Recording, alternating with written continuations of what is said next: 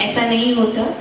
अगर आपके चक्र शुद्ध होंगे उस समय के टाइम पे तो आपकी बीमारी ठीक होंगी, क्योंकि हमारे शरीर में ऐसे कोई चक्र, ऐसा कोई व्याधि नहीं है, ऐसी कोई बीमारी नहीं है, मैं खुद एक मेडिकल डॉक्टर हूँ, कि वो हमारे नाड़ियों से और चक्रास से रिलेटेड नहीं है। अगर आपका मूलाधार चक्र खराब है तो आपको मूलाधार चक्र से रिलेटेड ही समस्या आएंगी। आपका स्वादिष्टान खराब है तो आपको स्वादिष्टान चक्र से रिलेटेड समस्या ही आएगी। तो मेडिकल साइंस में ऐसे बहुत सारी बीमारी हैं जिसका इलाज उनके पास नहीं है। मैं खुद भी जैसे नॉर्मल हॉस्पिटल में काम करती थी तो मुझे ये लगता था कि भाई किसी को ये नहीं पता कि इंसान लेफ्ट साइड में क्यों चला जाता है, डिप्रेशन में क्यों चला जाता है, और डिप्रेशन में जाता है तो उसके लिए इलाज क्या करना चाहिए। उनके पास सिवाय एक एंटी डिप्रेशन के और कोई इलाज नहीं है। उनको ये नहीं पता कि इंसान को नींद क्यों नहीं आती है। वो सिर्फ नींद की दवाई देते हैं, आप ये खा लो आपको नींद आ जाएगी, बट वो रूट कॉज तक नहीं जा पाते कि इंसान का दिमाग इतना क्यों अशांत है और उसको नींद क्यों नहीं आ रही है। तो इसी के लिए हमारे चक्र सिस्टम में जो भी कैचेस हैं, जो भी समस्या है, उसी को ठीक करने के लिए श्री माता जी ने हेल्थ सेंटर खोला है। और जो भी टेक्निक वहाँ पे बताई जा रही है या जो भी हम फॉलो करते हैं पूरे इसमें, वो श्री माता जी द्वारा ही गाइड की गई है। ट्रीटमेंट का पार्ट तो हम इसके बाद लेंगे ही, बट सबसे बड़ी जो हमारी कमजोरी है हमारे अंदर वो है ध्यान। हम ध्यान नहीं करते, हम ध्यान को महत्व ही नहीं देते। श्री माता जी ने कहा था कि हमें 10 मिनट तक निर्विचार ध्यान में बैठना है। 10 मिनट मतलब पूरा संतुलन होके, हमारे दोनों नाड़ियों का संतुलन करके जो हम सहस्त्रार पे जाके बैठेंगे निर्विचारिता में, वो हमें ध्यान करना है। उसके लिए श्री माता जी ने कहा है कि सुबह उठिए, 4 बजे उठिए, सुबह का ध्यान जरूर करिए। उसमें आपको दोनों नाड़ियों को संतुलन करना है और चित्त को सहस्त्रार पे रखते हुए ध्यान करना है। अगर आपका ध्यान सही है तो आपके चक्र सही है, आपको कोई बीमारी पकड़ नहीं सकती। पर सहयोग के लिए सब चीज के लिए टाइम है, पर ध्यान के लिए टाइम नहीं होता, क्योंकि हम सुबह जल्दी नहीं उठ पाते हैं। हमें इसके बाद ये करना है, वो करना है, दिमाग में इतनी सारी प्लानिंग चलती है, स्पेशली लेडीज की। तो बच्चों को उठाना है, हस्बैंड कुछ ऑफिस जाना है, टिफिन बनाना है, ये करना है, तो हम उसी में उलझे रहते हैं। बट हम ये नहीं सोचते कि अगर हम सुबह उठ के एक 10-15 मिनट ध्यान में बैठेंगे तो जो हम जिस एनर्जी से हम काम करते हैं उसे हम डबल एनर्जी से, अगर हम संतुलन में रहेंगे तो हम डबल एनर्जी से काम कर सकेंगे। तो सबसे बड़ी ट्रीटमेंट जो सहज में है वो सिर्फ और सिर्फ ध्यान ही है। अगर हमारा ध्यान नहीं लगता है या हमारे अंदर कुछ समस्याएं आई गई हैं तो उसके लिए हम ट्रीटमेंट करते हैं।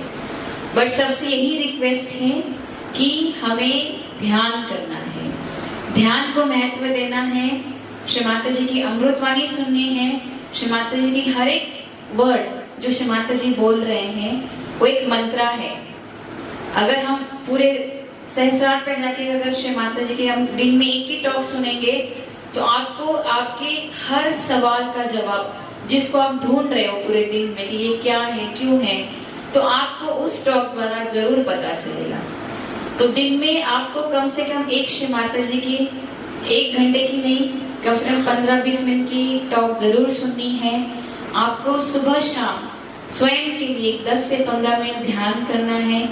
रात को सोने से पहले जल क्रिया करनी है और फिर आपको पुराचित सहस्त्रार पे लेते हुए सोना है। अगर हम श्री माता जी के बताए हुए मार्ग पे चलेंगे, जैसे श्री माता जी हमसे चाह रहे थे कि हम सहयोग को करें, ध्यान करें, स्वयं पे ऊपर काम करें, सहयोग को फैलाएं, सहयोग को आगे ले जाएं, अगर हम इस तरह से करेंगे तो हम पूरी तरह संतुलन में रहेंगे। बट क्योंकि हम मनुष्य हैं तो कभी लेफ्ट राइट हो जाते हैं, कोई बात नहीं है। उसी के लिए श्री माता जी ने बहुत सारी टेक्निक बताई है जिसको हम करके हम अपने आप को संतुलन में लाके उसको ठीक करके हम ध्यान कर सकते हैं। तो सभी से यही रिक्वेस्ट है कि जो भी ट्रीटमेंट हम यहाँ पे करेंगे वो सिर्फ और सिर्फ आपकी वाइब्रेशंस के ऊपर ही डिपेंड है, कलेक्टिविटी के ऊपर डिपेंड है, क्या कैचेस हैं उस हिसाब से हम करेंगे। किसी भी चीज को अति में नहीं करना है। अगर हमने आपको बताया कि आपको कैंडल की जरूरत है तो आपके लिए 1-1 घंटा कैंडल लेके बैठना है। हमें अति में नहीं जाना है, किसी भी चीज को हमें अति में नहीं करना है, बैलेंस में रह के करना है, संतुलन में रह के करना है, तभी उस ट्रीटमेंट का फायदा भी आपको होगा। आपको जैसे हम बताते हैं हेल्थ सेंटर में कि आपको 108 नाम लेने हैं, ये करना है, पर ये कोई मैकेनिकल चीज नहीं है, ये एक चित्त से करने वाली चीज है। भले आप 21 ही नाम लो, बस उस मंत्र को समझो, उसका उच्चारण अपने सहस्रार पे जाके करो और उसको समझो, उसको फील करो, तब जाके उस मंत्र का आपके ऊपर फायदा होगा। श्री माता जी ने बोला था कि हम मंत्र क्यों लेते हैं, क्योंकि उस डेटी को, उस चक्रास पे हमें प्लीज करना होता है। जैसे अगर हम नाभि चक्र पे श्री लक्ष्मी विष्णु को मांगेंगे तो हमें श्री माता जी को श्री लक्ष्मी विष्णु स्वरूप में प्लीज करना होता है, इसीलिए हम उनके नाम लेते हैं, उनका ध्यान धारणा करते हैं और उसकी वजह से ही हमारा नाभि चक्र संतुलन में आता है। तो मंत्रों का भी बहुत इम्पोर्टेंस है। ये सिर्फ एक कर्म कांड करने से नहीं होता है, एक पूरे संतुलन से, पूरे हृदय से हमें हर चीज करनी है। बाकी भैया ने बोला था कि थोड़ा सा सहज प्रोटोकॉल और इस पे भी बात करें। तो सबसे बड़ा प्रोटोकॉल सहज में वही है, ध्यान धारणा, जो आपने बोला। जैसे आप सेंटर आते हैं, श्री माता जी ने सबको यही बोला था कि मिनिमम आपको 6 महीने होने चाहिए, तभी आप बड़ी कलेक्टिविटी में, पूजाओं में आ सकते हो या किसी भी बड़ी कलेक्टिविटी में जा सकते हो। सेंटर आने से पहले आपको जल क्रिया करके जरूर आना है। अगर आप संतुलन में होके घर से आओगे, आप अपने चक्र शुद्ध करके घर से आओगे, तो जो भी यहाँ पे कलेक्टिव में आपको फील होगा उसका आपको अपने चैतन्य कलेक्टिव कॉन्शियस में उसका आपको फायदा होगा। अगर आप अपनी कैचेस लेके सेंटर में आओगे, आप शुद्ध होके सेंटर में नहीं आओगे, तो आप खाली हाथ ही वापस जाओगे। इसीलिए सेंटर आने से पहले सबको जल क्रिया करके ही आना है। सेंटर में हमें कम से कम, सेंटर शुरू होने अगर आपका 10 बजे का टाइम है तो आपको 15 मिनट पहले ही सेंटर पहुंचना है। श्री माता जी के आगमन से पहले ही हमें आना है, क्योंकि श्री माता जी कहते हैं कि जैसे आप एक टाइम देते हैं, पर्टिकुलर टाइम कि 10 बजे हमारा ये है, तो आपसे पहले गण वहां पहुंच जाते हैं। हमारा क्या होता है कि हम हड़बड़ में आते हैं, आधी टॉक्स माता जी की खत्म हो जाती है, फिर हम पहुंचते हैं, फिर हमें बैलेंस में नहीं होता कोई चीज। हमें श्री माता जी के आने से पहले, गणास के आने से पहले 10 मिनट पहले पहुंच के संतुलन में आके यहाँ बैठ के अच्छे से अपने आप को बैलेंस में लाके फिर सेंटर स्टार्ट करना है, तब आप उसका फायदा ले सकेंगे। बाकी जो भी पूजा प्रोटोकॉल्स है लेडीज के लिए हैं, बाल बांधने हैं, कुमकुम लगाना है, मैरिड लेडीज साड़ी पहने, कोशिश करें कि बॉर्डर की साड़ी हो, सिंथेटिक साड़ियां ना हो पूजा में, पूजा के टाइम पे।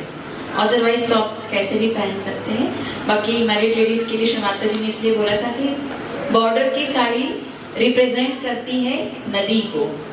नदी की जो 2 बाउंड्रीज होती है, नदी उसी मर्यादा में बहती है, अपनी मर्यादाएं नहीं लाती है।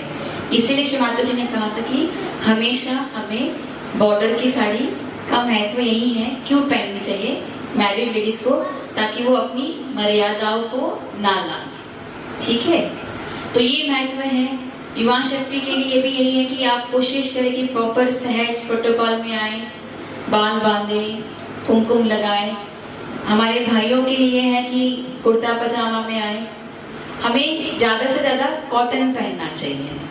कॉटन इसलिए कि श्री माता जी ने बोला है कि कॉटन में वाइब्रेशन का फ्लो जल्दी होता है।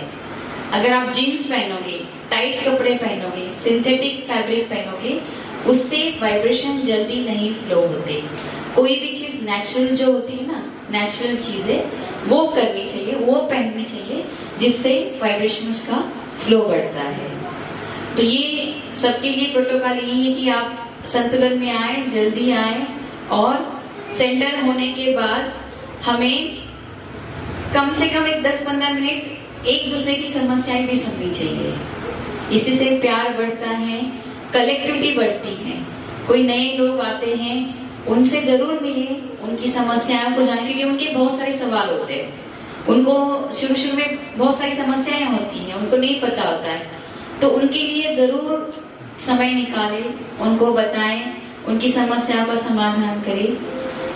प्यार ही सबसे बड़ी शक्ति है, सबसे बड़ी ताकत है जो सहज में हमें सीखनी है। और श्री माता जी के पद पे हमें इसीलिए चलना है कि एक प्यार की शक्ति से ही चल रहा है। सहज बहुत सिंपल है, सरल है, उसमें कोई कॉम्प्लिकेशंस नहीं है।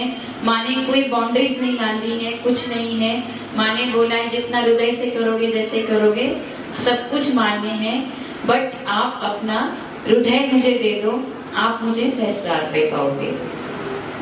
तो जो भी हम करेंगे बस अपने हृदय से करेंगे और पूरे श्री माता जी के श्री चरणों पे समर्पण होके करेंगे और प्यार से रहेंगे। ये सेंटर के लिए प्रोटोकॉल है।